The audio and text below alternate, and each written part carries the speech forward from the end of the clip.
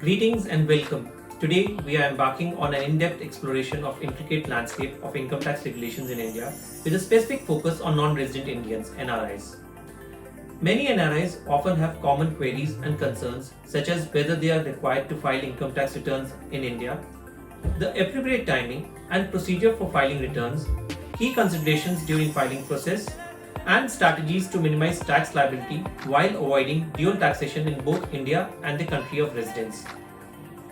Worry not, as we will delve deep into each of these subjects with a dedicated segment for each one. Stay tuned by subscribing to our channel and don't forget to like and share our content. We are here to guide you through every step, ensuring a clear understanding of all your concerns related to NRIs and income tax.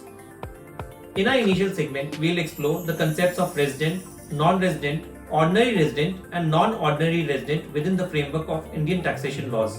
Grasping the nuances of residency status and taxable income is imperative for NRIs as they navigate the intricacies outlined in the Indian Income Tax Act of 1961.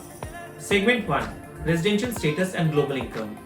As an NRI, the decision to file income tax returns in India hinges on your residential status for the financial year. Let's unpack this critical aspect. NRIs should file income tax returns in India if they have earned income within the country during the financial year.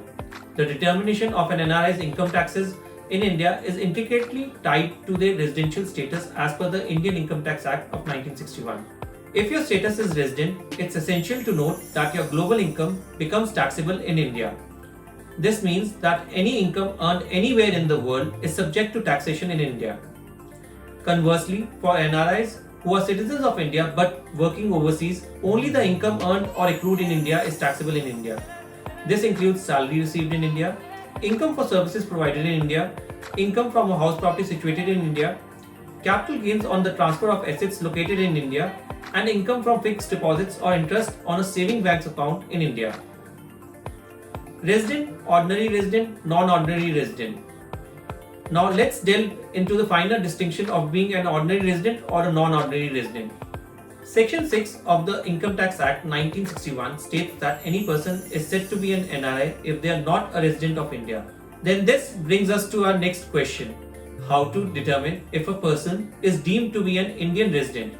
They will be deemed to be an Indian resident if they fulfill any of the two conditions given here in any previous year. Here, previous year means period starting 1st April and ending 31st March. Condition 1. If they are residing in India for a tenure of 182 or more days during the previous year. Or Condition 2.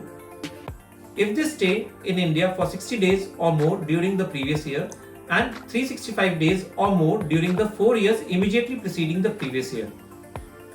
However, only Condition 1 is applicable if you are a person of Indian origin, a crew member of an Indian ship, or you are an Indian citizen working abroad.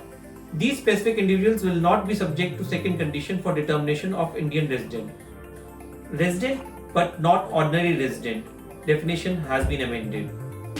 An individual will be classified as resident but not ordinarily resident for the year if they fulfill the following conditions. Condition 1. Having been a non-resident in India for 9 out of 10 previous years preceding the year under consideration. Or Condition 2. Staying in India for 729 days or less during the 7 previous years preceding the year under consideration.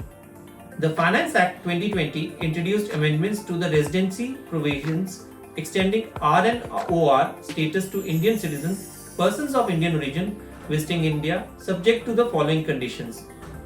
Attaining a total income excluding foreign income of Rs 15 lakh or more, staying in India for more than 120 days but less than 182 days in the previous year, having a stay in India for 365 days or more in the 4 years preceding the previous year.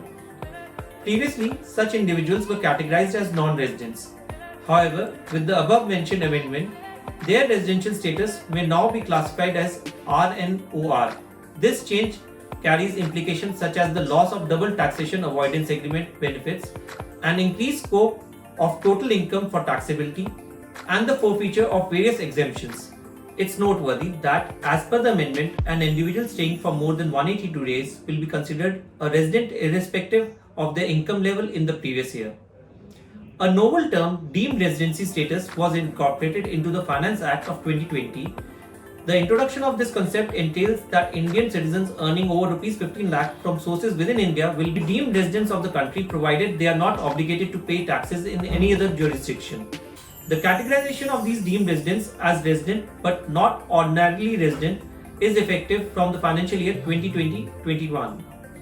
This amendment was enacted to ensure the taxation of incomes earned by Indian citizens who do not bear tax liabilities in any other country. Now let's see the tax implications of residential status. Understanding the tax implications of your residential status is vital. Ordinary residents are subject to tax on their worldwide income, including income earned abroad, whereas non-ordinary residents enjoy certain exemptions and relaxations on foreign income. We shall understand this better with the help of an example in our next segment's video. In conclusion, comprehending your residential status is pivotal for accurate tax compliance as an NRI.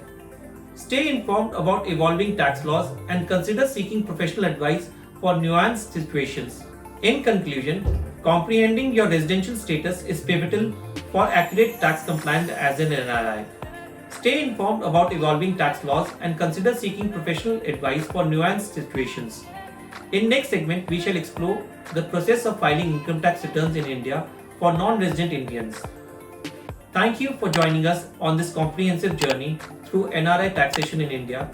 If you found this information valuable, don't forget to like, share and subscribe for more in-depth financial insights. Until next time, empower yourself with knowledge and make informed financial decisions.